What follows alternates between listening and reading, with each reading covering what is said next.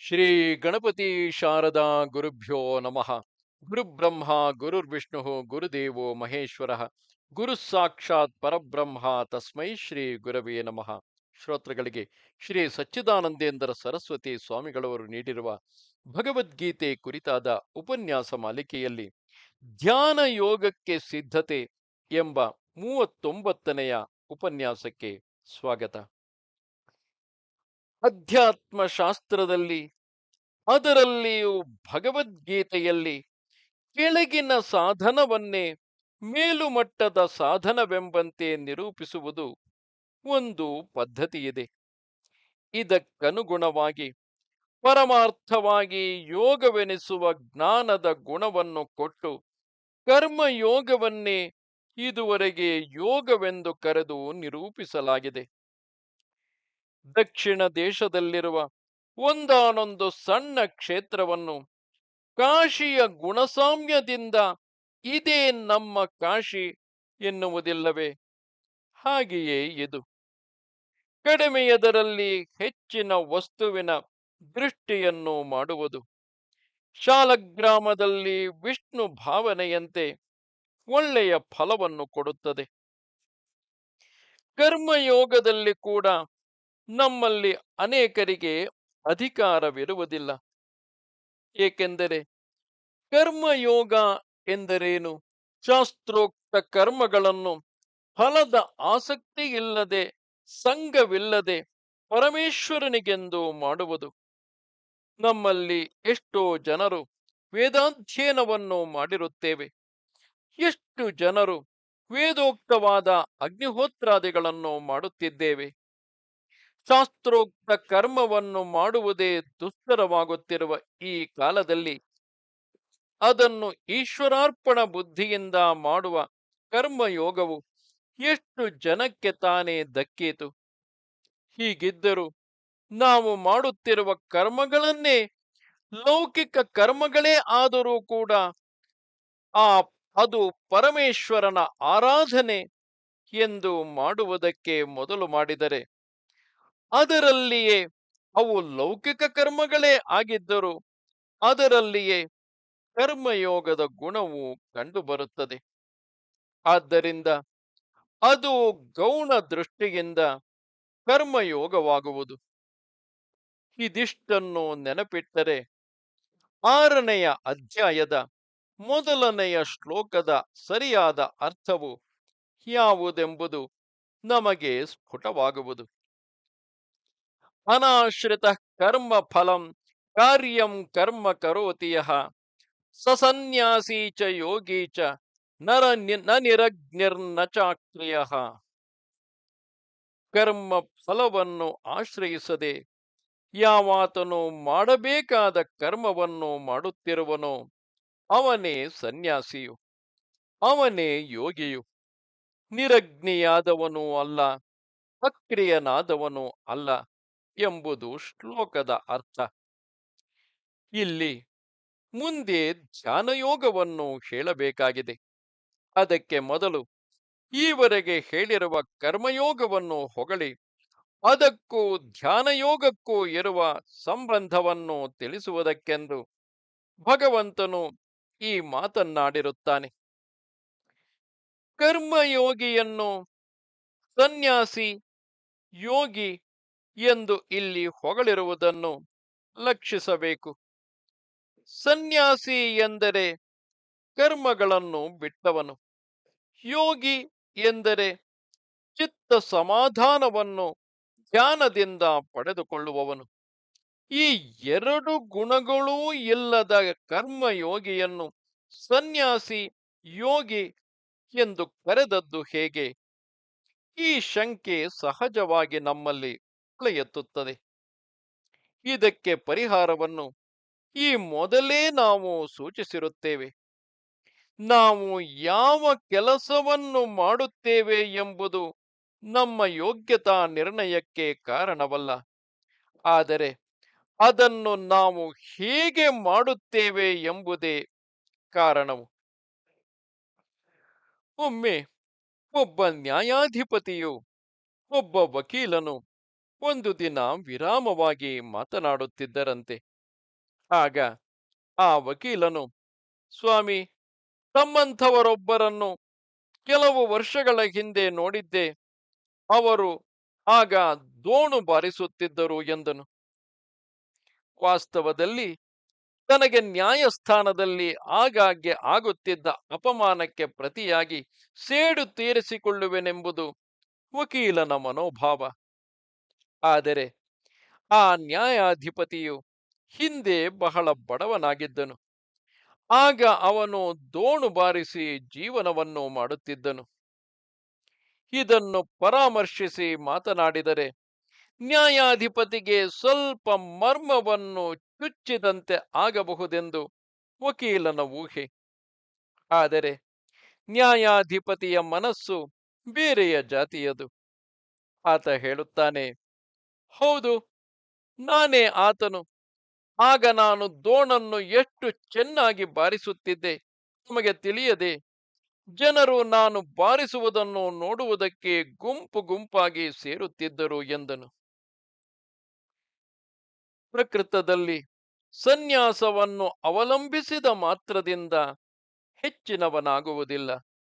ಯೋಗವನ್ನು ಅಭ್ಯಾಸ ಮಾಡುವೆನೆಂದ ಮಾತ್ರದಿಂದಲೂ ಅವನಿಗೆ ಉತ್ಕರ್ಷವು ಬರುವುದಿಲ್ಲ.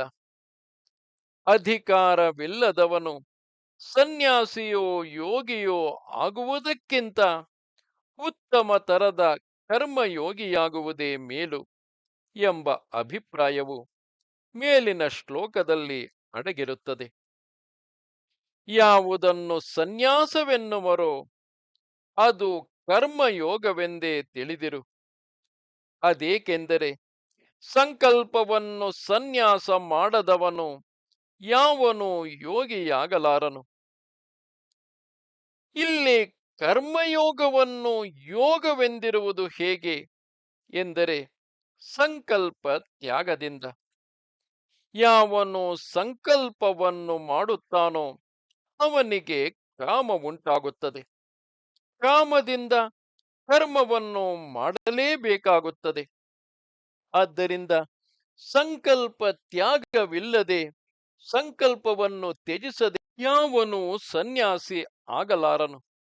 ಆದರೆ ಕರ್ಮಯೋಗಿಯು ಎಲ್ಲ ಸಂಕಲ್ಪಗಳನ್ನು ಬಿಡುವುದಿಲ್ಲವಾದರೂ ಕರ್ಮದ ಫಲವನ್ನು ತ್ಯಾಗ ಮಾಡುತ್ತಾನಾದ್ದರಿಂದ ಫಲದ ಉದ್ದೇಶದಿಂದ ಸಂಕಲ್ಪವನ್ನು ಮಾಡುವುದನ್ನು ಬಿಟ್ಟು ಬಿಟ್ಟಿರುತ್ತಾನೆ. ಈಶ್ವರನು ತುಷ್ಟನಾಗಬೇಕು, ಈಶ್ವರ ಪ್ರೀತಿಯಾಗಬೇಕು ಎಂಬ ಇಚ್ಛೆ ಅವನಿಗೆ ಇರುವುದು ನಿಜ. ಆದರೆ ಈ ಇಚ್ಛೆಯೇ ಅವನಿಗೆ ಉಳಿದ ಸಂಕಲ್ಪಗಳ ತ್ಯಾಗಕ್ಕೆ ಕಾರಣವಾಗಿರುತ್ತದೆ. ಆದ್ದರಿಂದ ಫಲತ್ಯಾಗಿಯಾದ ಕರ್ಮಯೋಗಿಯನ್ನು ಸನ್ಯಾಸಿ ಎಂದು ಗೌಣ ವೃತ್ತಿಯಿಂದ ಕರೆಯಬಹುದಾಯಿತು. ಇದರಂತೆ ಅವನು ಯೋಗಿಯೂ ಆಗಿರುತ್ತಾನೆ. ಧ್ಯಾನ ಯೋಗಕ್ಕೆ ಅಸಾಧಾರಣ ಧರ್ಮವು ಯಾವುದು? ಚಿತ್ತವು ಅಲುಗಾಡದೆ ಇರುವುದು ಅಲ್ಲವೇ? ಕರ್ಮಯೋಗಿಯ ಚಿತ್ತವು ಅಲುಗಾಡುವುದೇ ಇಲ್ಲ. ಏಕೆಂದರೆ ಸಂಘವನ್ನು ಫಲಾಭಿಸಂಧಿಯನ್ನು ತೊರೆದಿರುವುದರಿಂದ ಅವನಿಗೆ ಚಿತ್ತ ವಿಕ್ಷೇಪಕ್ಕೆ ಯಾವ ಕಾರಣವೂ ಇರುವುದಿಲ್ಲ. ಆದ್ದರಿಂದ ಕರ್ಮಯೋಗಿಯು ಸನ್ಯಾಸಿಯು ಯೋಗಿಯೂ ಆಗಿರುತ್ತಾನೆ ಎಂದು ಕರ್ಮಯೋಗವನ್ನು ಹೊಗಳಿದಂತೆ ಆಯಿತು. ಆದರೆ ನಿರಗ್ನಿಯಾದವನು ಸನ್ಯಾಸಿಯಲ್ಲ, ನಿಷ್ಕ್ರಿಯನಾದವನು ಯೋಗಿಯಲ್ಲ ಎಂದಿದೆಯಲ್ಲ, ಇದು ಹೇಗೆ ಸರಿಯಾದೀತು? ಸರ್ವ ಕರ್ಮ ಸನ್ಯಾಸವನವನ್ನು ಮಾಡಿರುವ ಯತಿಗೆ ಅಗ್ನಿಯನ್ನು ಇಟ್ಟುಕೊಳ್ಳುವುದಕ್ಕೆ ಆಗುವುದಿಲ್ಲವೆಂಬುದು ಸ್ಪಷ್ಟವಾಗಿದೆ. ಅಂಥವನಿಗೆ ಮಾಡುವುದಕ್ಕೆ ಮತ್ತೆ ಯಾವ ಕರ್ಮವೂ ಇರುವುದಿಲ್ಲವಾದ್ದರಿಂದ ಅವನು ಆತ್ಮಚಿಂತನೆಯಲ್ಲಿಯೇ ಕಾಲ ಹಾಕುವನೆಂಬುದು ಯುಕ್ತವಾಗಿರುತ್ತದೆ. ಅಗ್ನಿಯನ್ನು ತ್ಯಜಿಸುವ ಸನ್ಯಾಸಾಶ್ರಮವನ್ನು ಶ್ರುತಿ ಸ್ಮೃತಿ ಪುರಾಣಗಳಲ್ಲಿ ವಿಧಿಸಿರುವುದು ಪ್ರತ್ಯಕ್ಷವಾಗಿರುತ್ತದೆ. ಆ ಆಶ್ರಮದಲ್ಲಿ ಯೋಗಾಭ್ಯಾಸವನ್ನು ಮಾತ್ರ ಮಾಡುತ್ತಿರಬೇಕೆಂದು ಶಾಸ್ತ್ರದಲ್ಲಿ ಹೇಳಿರುವುದು ಸುಪ್ರಸಿದ್ಧವಾಗಿರುತ್ತದೆ. ಹೀಗಿರುವಲ್ಲಿ ನಿರಗ್ನಿಯಾದವನು, ನಿಷ್ಕ್ರಿಯನಾದವನು ಸನ್ಯಾಸಿಯಲ್ಲ, ಯೋಗಿಯಲ್ಲ ಎಂದು ಹೇಳಿರುವುದು ಇದಕ್ಕೆ ವಿರುದ್ಧವಲ್ಲವೇ? ಈ ಆಕ್ಷೇಪಕ್ಕೆ ಪರಿಹಾರವೇನೆಂದು ಇಲ್ಲಿ ನಾಲ್ಕನೆಯ ಆಶ್ರಮವನ್ನಾಗಲಿ ಯೋಗವನ್ನಾಗಲಿ ತಿರಸ್ಕರಿಸಿರುವುದಿಲ್ಲ. ಅವಕ್ಕೆ ಪುರಸ್ಕಾರವೇ ಇಲ್ಲಿ ದೊರೆತಂತೆ ಆಗಿರುತ್ತದೆ. ಸನ್ಯಾಸಾಶ್ರಮವು ಬಹಳ ಉತ್ತಮವಾದ ಆಶ್ರಮವು. ಅದನ್ನು ಕಂಡವರು ಸ್ವೀಕರಿಸುವುದಕ್ಕೆ ಆಗುವುದಿಲ್ಲ. ವೇದೋಕ್ತ ಕರ್ಮಗಳ ಫಲಗಳ ಆಶೆಯನ್ನೆಲ್ಲ ತೊರೆದಿರಬೇಕು. ಅಷ್ಟಾಂಗ ಯೋಗದಿಂದ ಚಿತ್ತವನ್ನು ಸ್ವಾಧೀನದಲ್ಲಿಟ್ಟುಕೊಂಡು ಪರಮಾತ್ಮ ಚಿಂತನೆಯಲ್ಲಿಯೇ ಕಾಲವನ್ನು ಕಳೆಯುವುದಕ್ಕೆ ಸಿದ್ಧನಾಗಿರಬೇಕು. ಇಂಥ ಯೋಗ್ಯತೆ ಇಲ್ಲದೆ ಸುಮ್ಮನೆ ಅಗ್ನಿಯನ್ನು ಬಿಟ್ಟು ಕರ್ಮಗಳ ಅನುಷ್ಠಾನವನ್ನು ಕೈಬಿಟ್ಟ ಮಾತ್ರದಿಂದ ಸನ್ಯಾಸಿಯಾಗುವುದಿಲ್ಲ, ಯೋಗಿಯೂ ಆಗುವುದಿಲ್ಲ. ಇದು ಶ್ಲೋಕ ಪಾದದ ಭಾವಾರ್ಥ. ಇದು ನಿಜವಾದದ್ದು. ಎಷ್ಟೋ ಜನರು ಸನ್ಯಾಸವೆಂದರೆ ಏನೆಂಬ ಅರಿವೂ ಕೂಡ ಇಲ್ಲದೆ ಕಾಷಾಯ ವಸ್ತ್ರವನ್ನು ಹಾಕಿಕೊಂಡು ಭಿಕ್ಷೆ, ಪಾದಪೂಜೆ ಎಂದು ಮೆರೆಯುವರು.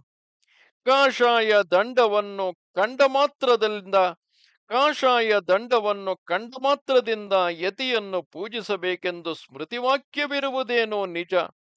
ಆದರೆ ಅದು ಗೃಹಸ್ಥರಿಗೆ ಹೇಳಿದ ಬುದ್ಧಿವಾದವೇ ಹೊರತು ಸಿಕ್ಕ ಹಾಗೆ ಯಾರಾದರೂ ಸನ್ಯಾಸವನ್ನು ಸ್ವೀಕರಿಸಬಹುದೆಂಬ ಅನುಜ್ಞೆಯಲ್ಲ. ಒಮ್ಮೆ ನನ್ನ ಸ್ನೇಹಿತರೊಬ್ಬರು ಹೊಸದಾಗಿ ಸನ್ಯಾಸಾಶ್ರಮವನ್ನು ಸ್ವೀಕರಿಸಿದ ಒಬ್ಬ ಪೂಜಾರಿ ಬ್ರಾಹ್ಮಣನನ್ನು ಕಂಡು ವಂದಿಸಿ, ತಾವು ಸ್ವಲ್ಪ ಅವಸರ ಪಟ್ಟಿರಿ, ಇಷ್ಟು ಬೇಗನೆ ಆಶ್ರಮ ಸ್ವೀಕಾರ ಮಾಡಬೇಕಾದದ್ದೇನೂ ಇರಲಿಲ್ಲ ಎಂದರಂತೆ. ಆಗ ಆ ಮಹಾತ್ಮರು, ನಮ್ಮಂಥವರಿಗೆ ಯಾರು ಕೊಡುತ್ತಾರೆ ಸ್ವಾಮಿ ಎಂದನಂತೆ. ವಾಸ್ತವದಲ್ಲಿ ಆ ಪೂಜಾರಿಯು ವಿಧುರನಾಗಿದ್ದವನು. ಅಂದರೆ ಆತನಿಗೆ ಹೆಂಡತಿ ಇರಲಿಲ್ಲ. ಅವನಿಗೆ ಯಾರಾದರೂ ಹೆಣ್ಣು ಕೊಡುವುದಾಗಿದ್ದರೆ ಆತ ಸನ್ಯಾಸಕ್ಕೆ ಎಂದಿಗೂ ಕೈ ಹಾಕುತ್ತಿರಲಿಲ್ಲ. ಹೀಗೆ ತನಗೆ ಹೆಣ್ಣು ಸಿಗಲಿಲ್ಲವೆಂಬ ಕಾರಣವನ್ನಿಟ್ಟುಕೊಂಡು ಇಂಥವರೆಲ್ಲ ಸನ್ಯಾಸಿಗಳಾದರೆ ಎಂದಿಗೂ ಇಲ್ಲ. ಅಯೋಗ್ಯರಾದವರು ಮಾಡುವ ಕರ್ಮ ಸನ್ಯಾಸಕ್ಕಿಂತ ಯುಕ್ತ ರೀತಿಯಿಂದ ಮಾಡುವ ಕರ್ಮಯೋಗವು ಸನ್ಯಾಸದ ಫಲವನ್ನು, ಯೋಗದ ಫಲವನ್ನು ಕೊಡುವ ಯೋಗ್ಯತೆಯನ್ನು ತಂದುಕೊಡುತ್ತದೆ. ಆದ್ದರಿಂದ ಸಂಕಲ್ಪ ತ್ಯಾಗಿಯಾದ ಕರ್ಮಯೋಗಿಯು ಕರ್ಮವನ್ನು ಮಾಡುತ್ತಿದ್ದರೂ ಸನ್ಯಾಸಿಯೇ ಆಗಿರುತ್ತಾನೆ. ಹೀಗಿರುವಲ್ಲಿ ನಿಷ್ಕಾಮನಾಗಿ ಕರ್ಮ ಸನ್ಯಾಸವನ್ನೇ ಮಾಡಿರುವವನು ಸನ್ಯಾಸಿ ಎಂಬುದಕ್ಕೆ ಸಂಶಯ ಉಂಟೆ? ಅಂತಹವರನ್ನಲ್ಲ ಇಲ್ಲಿ ಸನ್ಯಾಸಿ ಎನ್ನುವುದು. ಅನಧಿಕಾರಿಗಳಾಗಿ ಕರ್ಮ ಸನ್ಯಾಸ ಮಾಡಿದವರನ್ನ ಕರ್ಮಯೋಗವನ್ನು ಮಾಡಿ ಧ್ಯಾನಯೋಗಕ್ಕೆ ಅರ್ಹರಾಗಬೇಕು ಎಂಬ ಅಭಿಪ್ರಾಯವು ಇದರಿಂದ ಹೊರಬೀಳುತ್ತದೆ. ಇಲ್ಲಿ ಕರ್ಮಯೋಗವನ್ನು ಹೊಗಳಿರುವುದು ಕೇವಲ ನಿರಗ್ನಿ ನಿಷ್ಕ್ರಿಯರನ್ನು ನಿಂದಿಸಿರುವುದು ಈ ಅಭಿಪ್ರಾಯದಿಂದಲೇ ಎಂಬುದು ಮುಂದಿನ ಶ್ಲೋಕದಲ್ಲಿ ಸ್ಪಷ್ಟವಾಗುತ್ತದೆ. ಹೇಗೆಂದರೆ ಆ ಶ್ಲೋಕವನ್ನು ನೋಡಿ. ಆರು ವೃಕ್ಷೋರ್ ಮುನೇರ್ ಯೋಗಂ ಕರ್ಮ ಕಾರಣ ಮುಚ್ಯತೆ, ಯೋಗಾರೂಢಸ್ಯ ತಸ್ಯೈವ ಶಮಃ ಕಾರಣ ಮುಚ್ಯತೆ. ಯೋಗವನ್ನು ಏರಲಿಚ್ಛಿಸುವವನಿಗೆ ಕರ್ಮವು ಕಾರಣವಾಗಿರುತ್ತದೆ. ಯೋಗವನ್ನು ಏರಿದ ಬಳಿಕ ಅವನಿಗೆ ಶಮವು ಕಾರಣವಾಗಿರುತ್ತದೆ. ಯೋಗದ ವಿಷಯವನ್ನು ಕೇಳಿ ತಿಳಿದುಕೊಂಡಿರುವವನಿಗೆ ಕರ್ಮದ ಮಹತ್ವವು ಇನ್ನಷ್ಟು ಎದ್ದು ಕಾಣುತ್ತದೆ. ಆದ್ದರಿಂದ ಇಲ್ಲಿ ಕರ್ಮಯೋಗವು ಬರಿಯ ಕರ್ಮಕ್ಕಾಗಿ ಮಾಡುವ ಕರ್ಮವಲ್ಲ ಎಂಬುದನ್ನು ಒತ್ತಿ ಹೇಳಿರುತ್ತದೆ. ಕರ್ಮಯೋಗವು ಧ್ಯಾನ ಯೋಗಕ್ಕೆ ಹೋಗುವೆನೆಂದು ಇಚ್ಛಿಸುವವನಿಗೆ ಉತ್ತಮ ಸಾಧನವಾಗಿರುತ್ತದೆ. ಏಕೆಂದರೆ ದುಡಿದವನಿಗೆ ಹೆಚ್ಚಾಗಿ ನಿದ್ರೆ ಹತ್ತುವಂತೆ ಯಾವನು ಕರ್ಮಯೋಗವನ್ನು ಅಭ್ಯಾಸ ಮಾಡಿರುವನೋ ಅವನಿಗೆ ಧ್ಯಾನ ಯೋಗವು ದಕ್ಕುತ್ತದೆ. ಕರ್ಮಯೋಗದಿಂದ ಚಿತ್ತದ ಕಾಲುಷ್ಯವು ಚಿತ್ತದ ಕಲುಷತೆಯು ಕಳೆದು ಹೋಗುವುದು. ಚಿತ್ತಕ್ಕೆ ಸ್ಥೈರ್ಯವು ಬರುವುದು. ಮಗ್ಗಿ ಗಟ್ಟಿ ಮಾಡಿದವನಿಗೆ ಗುಣಾಕಾರದಲ್ಲಿ ಅದರ ಪ್ರಯೋಜನವು ತಿಳಿಯಬರುವಂತೆ ಧ್ಯಾನ ಯೋಗದಲ್ಲಿಯೇ ಕರ್ಮಯೋಗದ ಪೂರ್ಣವಾದ ಉಪಯೋಗವು ಗೊತ್ತಾಗುವುದು. ಯಾವುದನ್ನು ಮತ್ತೆ ಮತ್ತೆ ಅಭ್ಯಾಸ ಮಾಡುವೆವೋ ಅದು ಕೊನೆಯಲ್ಲಿ ಸ್ವಭಾವವಾಗಿ ಬಿಡುತ್ತದೆ. ಜಪಸರದಿಂದ ಜಪ ಮಾಡುವ ಅಭ್ಯಾಸವಿರುವವನು ಸರವಿಲ್ಲದಿದ್ದರೂ ಬರಿಯ ಬೆರಳುಗಳಲ್ಲಿ ಅಭ್ಯಾಸ ಮಾಡುವಂತೆಯೇ ಕರ್ಮವನ್ನು ನಿಷ್ಕಾಮವಾಗಿ ಮಾಡಿ ಮಾಡಿ ಈಶ್ವರ ಚಿಂತೆಯಲ್ಲಿ ಚಿತ್ತವನ್ನು ನಿಲ್ಲಿಸಿಕೊಂಡವನಿಗೆ ಕೊನೆಯಲ್ಲಿ ಅದು ತಾನೇ ಏಕಾಗ್ರವಾಗುತ್ತದೆ. ಈ ರೀತಿಯಲ್ಲಿ ಕರ್ಮವು ಧ್ಯಾನಕ್ಕೆ ಸಾಧನವಾಗಿರುತ್ತದೆ. ಆದರೆ ಕರ್ಮವು ಚಿತ್ತದ ಒಂದಾನೊಂದು ಭೂಮಿಕೆಯನ್ನು ಏರುವವರೆಗೆ ಮಾತ್ರ ಬೇಕಾಗುತ್ತದೆ. ಆ ಬಳಿಕ ಕರ್ಮವೇ ಧ್ಯಾನಕ್ಕೆ ಪ್ರತಿಬಂಧಕವಾಗುತ್ತದೆ. ಏಕೆಂದರೆ ಉತ್ತಮ ಧ್ಯಾನಕ್ಕೆ ಒಂದಿಷ್ಟು ವಿಕ್ಷೇಪವೂ ಆಗಕೂಡದು. ಆದರೆ ಕರ್ಮಕ್ಕೆ ಅದು ನಿಷ್ಕಾಮ ಕರ್ಮವಾಗಿದ್ದರೂ ಸರಿಯೇ ಸ್ವಲ್ಪವಾದರೂ ವಿಕ್ಷೇಪವಿರುವುದು. ಆದ್ದರಿಂದ ಯಾವನು ಕೇವಲ ಧ್ಯಾನವನ್ನು ಮಾಡುವ ಮಟ್ಟಕ್ಕೆ ಏರಿರುವನೋ ಅಂಥವನಿಗೆ ಕರ್ಮವು ಉಪಯೋಗವಿಲ್ಲ ಎಂಬುದಿಷ್ಟೇ ಅಲ್ಲ, ಆ ಕರ್ಮವೇ ಅವನಿಗೆ ಅಡ್ಡಿಯೂ ಆಗುತ್ತದೆ. ಆದ್ದರಿಂದ ಆಗ ಶಮವೇ ಸಾಧನವಾಗುತ್ತದೆ. ಶಮ ಎಂದರೆ ಸರ್ವ ಕರ್ಮ ಸನ್ಯಾಸವು. ಈ ಸಾಧಕನು ಎಷ್ಟೆಷ್ಟು ಕರ್ಮಗಳನ್ನು ಬಿಡುವನೋ ಅಷ್ಟಷ್ಟು ಯಾವ ಆಯಾಸವೂ ಇಲ್ಲದೆ ಇಂದ್ರಿಯಗಳನ್ನು ಹಿಡಿತದಲ್ಲಿಟ್ಟುಕೊಂಡು ಚಿತ್ತವನ್ನು ಸಮಾಧಾನದಲ್ಲಿಟ್ಟುಕೊಳ್ಳುವುದು. ಆಗಲೇ ಅವನು ಯೋಗಾರೂಢನೆನಿಸುವನು. ಈ ವಿಷಯವನ್ನು ಮಹಾಭಾರತದಲ್ಲಿ ಹೀಗೆಂದು ವಿವರಿಸಿದೆ. ನೈತಾದೃಶಂ ಬ್ರಾಹ್ಮಣಸ್ಯಾಸ್ತಿ ವಿತ್ತಂ ಯಥೈಕತಾ ಸಮತಾ ಸತ್ಯತಾ ಚ ಶೀಲಂ ಸ್ಥಿತಿರ್ದಂಡ ನಿಧಾನಮಾರ್ಜವಂ ತತಸ್ತತಶ್ಚೋ ಪರಮಃ ಕ್ರಿಯಾಭ್ಯಃ. ಬ್ರಾಹ್ಮಣನ ವಿತ್ತವು ಇದಕ್ಕೆ ಸಮಾನವಾದದ್ದು ಮತ್ತೊಂದಿಲ್ಲ.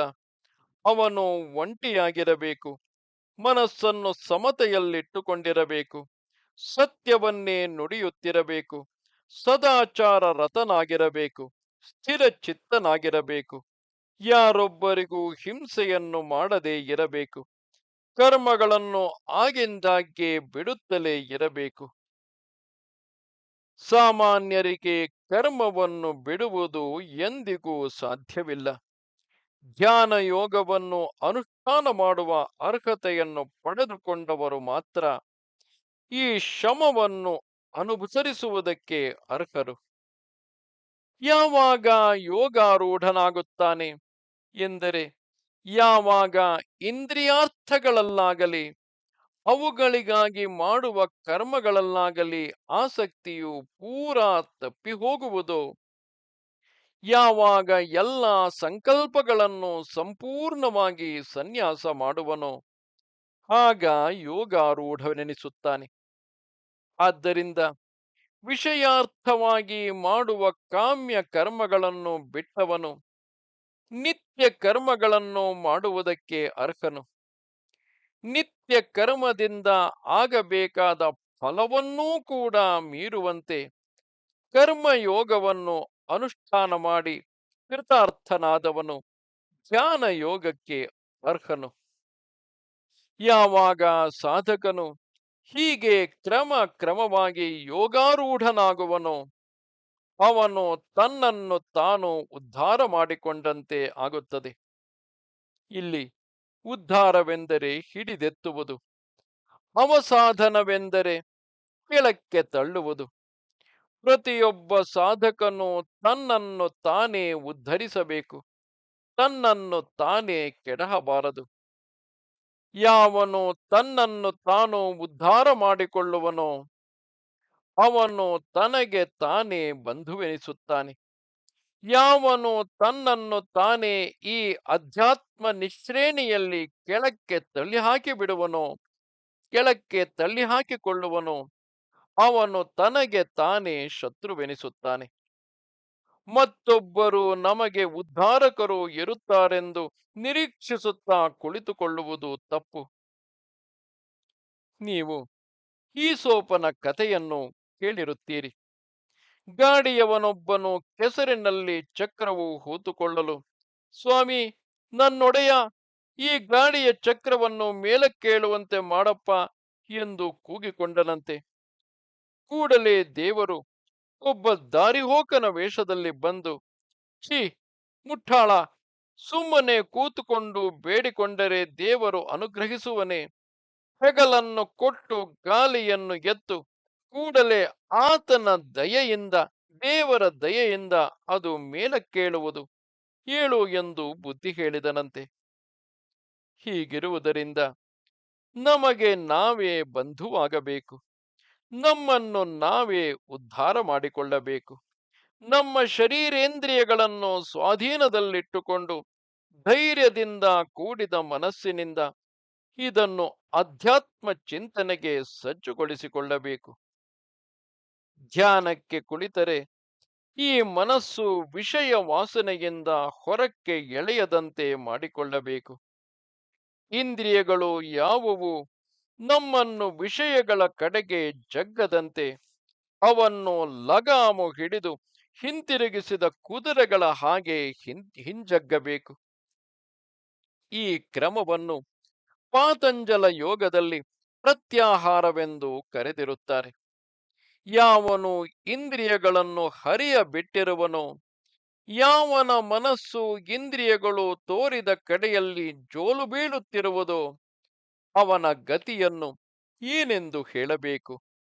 ಅವನು ತನಗೆ ತಾನೇ ಶತ್ರುವಾಗುವನು. ಅಧ್ಯಾತ್ಮ ಸಾಧನವು ಅವನಿಗೆ ಅಳವಡುವುದಿಲ್ಲವೆಂಬುದು ಹಾಗಿರಲಿ, ಸಾಮಾನ್ಯವಾದ ವ್ಯವಹಾರದಲ್ಲಿ ಕೂಡ ಅವನಿಗೆ ಅಡಚಣೆಗಳು ಹೆಚ್ಚುತ್ತಾ ಹೋಗುವವು. ಆದ್ದರಿಂದ ಯೋಗಿಯಾಗುವ ಹಂಬಲುಳ್ಳವನು, ಪರಮ ಪುರುಷಾರ್ಥವನ್ನು ಪಡೆಯಬೇಕೆಂಬವನು ಇಂದ್ರಿಯಗಳನ್ನು ಹರಿಯಗೊಡಬಾರದು. ಮನಸ್ಸನ್ನು ಇಂದ್ರಿಯಗಳ ಜೊತೆಯಲ್ಲಿಯೇ ವಿಷಯಗಳ ಕಡೆಗೆ ಧಾವಿಸುವುದಕ್ಕೆ ಬಿಡಬಾರದು. ಇದೆಲ್ಲ ಧ್ಯಾನ ಯೋಗಕ್ಕೆ ಬೇಕಾದ ಸಾಧನವನ್ನು ಹೇಳುವುದಕ್ಕೆ ಬಂದದ್ದು. ಇದನ್ನು ಕೇಳಿದ ನಾವು ಸದ್ಯಕ್ಕೆ ಏನು ಮಾಡಬೇಕು? ಇಲ್ಲದ ವಿಷಯಗಳು ನಮಗೆ ಇನ್ನೂ ದೊರಕಿಲ್ಲವಲ್ಲ ಎಂದು ಚಡಪಡಿಸುವುದನ್ನು ಸ್ವಲ್ಪ ಮಟ್ಟಿಗಾದರೂ ಕಡಿಮೆ ಮಾಡಿಕೊಳ್ಳಬೇಕು. ಇರುವ ವಿಷಯಗಳನ್ನು ಅವಶ್ಯವಾದಾಗ ವ್ಯಥೆಪಡದೆ ಬಿಡುವುದಕ್ಕೆ ಸಿದ್ಧರಾಗಬೇಕು. ಇಂದ್ರಿಯಾರ್ಥಗಳ ಭೋಗವೇ ನಮ್ಮ ಸರ್ವಸ್ವವೆಂಬ ಬುದ್ಧಿಯನ್ನು ಒಂದಿಷ್ಟಾದರೂ ಕಡಿಮೆ ಮಾಡಬೇಕು. ನಮಗೆ ಹೀಗೇ ಆಗಬೇಕು, ಇಂಥ ತಿಂಡಿಯೇ, ಇಂಥ ಪಾನವೇ ಬೇಕು ಎಂಬ ಹಠವನ್ನು ಬಿಡುವುದಕ್ಕಾದರೂ ಯತ್ನಿಸಬೇಕು. ಧ್ಯಾನ ಯೋಗಕ್ಕೂ ನಮಗೂ ಈಗ ಬಹಳ ದೂರವಿದೆ. ಆದರೆ ನಮ್ಮ ಇಂದ್ರಿಯಗಳು ನಮ್ಮನ್ನು ತಮ್ಮ ಅಧೀನದಲ್ಲಿಟ್ಟುಕೊಂಡು ಇಂತಿಂಥ ಸೌಕರ್ಯಗಳು ಬೇಕೆಂದು ಹಠ ಹಿಡಿದಿರುವುದನ್ನು ಸ್ವಲ್ಪ ಮಟ್ಟಿಗಾದರೂ ತಗ್ಗಿಸಿಕೊಂಡರೆ ನಾವು ಧನ್ಯರು. ಒಂದು ಸಲ ಹೀಗೆ ನಾನು ಒಬ್ಬ ಸಾಧುಗಳ ದರ್ಶನಕ್ಕೆ ಹೋಗಿದ್ದೆ. ನನ್ನ ಶರೀರ ಸೌಖ್ಯದ ಅವಶ್ಯಕತೆಗಳೇನೆಂದು ನಾನು ಕೂಡಿ ಹಾಕಿಕೊಂಡಿದ್ದ ಸಾಮಾನುಗಳು, ಬಟ್ಟೆ ಬರೆಗಳು ಒಂದು ಭಾರಿಯ ಗಂಟಾಗಿತ್ತು. ಆದರೆ ಅಲ್ಲಿಗೆ ಬಂದಿದ್ದ ಎಷ್ಟೋ ಜನರು ಇಂಥ ಹೊರೆಯನ್ನೇನು ತಂದಿರಲಿಲ್ಲ. ಅವರಿಗೆ ಬೇಕಾಗದೇ ಇರುವ ಇಷ್ಟೊಂದು ಸೌಕರ್ಯಗಳು ನನಗೆ ಬೇಕಾಗಿರುವವಲ್ಲ ಎಂಬ ನಾಚಿಕೆಯ ಭಾವವು ನನ್ನ ತಲೆ ತಗ್ಗಿಸಿತು. ಅಲ್ಲಿದ್ದ ದೇವಸ್ಥಾನದಲ್ಲಿ ಜನರು ನಿಂತು ಭಜನೆ, ಆರತಿ ಮುಂತಾದವುಗಳನ್ನು ಮಾಡುತ್ತಿರುವಾಗ ನನಗೆ ಅದು ಬಹಳ ದೀರ್ಘಕಾಲವೆಂಬಂತೆ ತೋರಿತು. ನನ್ನ ಕಾಲುಗಳು ಅಷ್ಟು ಹೊತ್ತು ನಿಲ್ಲಲಾರದೆ ಕುಸಿಯುತ್ತಿದ್ದವು. ಅಲ್ಲಿಯ ಶಿಷ್ಯ ಮಂಡಳಿಯವರು ಏಕಾದಶಿಯ ದಿನ ತೀರ್ಥ ಪ್ರಾಶನ ಮಾಡಿ ಎರಡೆರಡು ಉತ್ತುತ್ತೆ ಕಾಯಿಗಳು, ಒಂದೆರಡು ಚಮಚದಷ್ಟು ಹಾಲು ಇಷ್ಟರಿಂದಲೇ ತಮ್ಮ ಫಲಾಹಾರವನ್ನು ಮುಗಿಸುತ್ತಿದ್ದರು. ಆದರೆ ನನಗೆ ಮಾತ್ರ ಅಷ್ಟು ಅಲ್ಪಾಹಾರದಿಂದ ಮಾರನೆಯ ದಿನ ಪಾರಣೆಯವರೆಗೂ ಹಸಿವನ್ನು ತಡೆದುಕೊಂಡಿರುವುದು ಸಾಹಸವೆಂದು ತೋರುತ್ತಿತ್ತು. ಅಲ್ಲಿನವರು ದೂರದಿಂದ ನೀರನ್ನು ದೊಡ್ಡ ದೊಡ್ಡ ಕೊಡಗಳಿಂದ ತಂದು ಹಾಕುತ್ತಿದ್ದರು. ಆದರೆ ನನಗೆ ಅದನ್ನು ಅರ್ಧ ದಾರಿಯಿಂದ ತರುವುದು ಕೂಡ ಕಷ್ಟವಾಗಿ ತೋರುತ್ತಿತ್ತು. ಇವೆಲ್ಲ ಮೊದಮೊದಲು ಇಷ್ಟೊಂದು ಕಷ್ಟ ಸಾಧ್ಯವೆಂದು ತೋರಿದರು. ಕೊನೆಗೆ ನಾನು, ನಮ್ಮ ಕಡೆಯವರು ಇದನ್ನು ನಮ್ಮ ಊರಿನಲ್ಲಿಯೇ ಮಾಡಿದೆವು. ಆದ್ದರಿಂದ ಇಂದ್ರಿಯಗಳನ್ನು ಗೆಲ್ಲುವುದೆಂಬುದು ಮೊದಲು ಕಷ್ಟವಾಗಿ ತೋರಬಹುದಾದರೂ ಅಭ್ಯಾಸ ಬಲದಿಂದ ಅದೇ ಸಾಧ್ಯವಾಗಿ ಒಂದು ಒಳ್ಳೆಯ ಅಧ್ಯಾತ್ಮ ಸಾಧನವಾಗುವುದು. ನಮಸ್ತೆ ಶಾರದೆ ದೇವಿ, ಕಾಶ್ಮೀರ ಪುರವಾಸಿನಿ, ತ್ವಾಮಹಂ ಪ್ರಾರ್ಥಿಗೆ ನಿತ್ಯಂ, ವಿದ್ಯಾದಾನಂಚ ದೇಹಿಮೆ. ನಮಸ್ಕಾರ.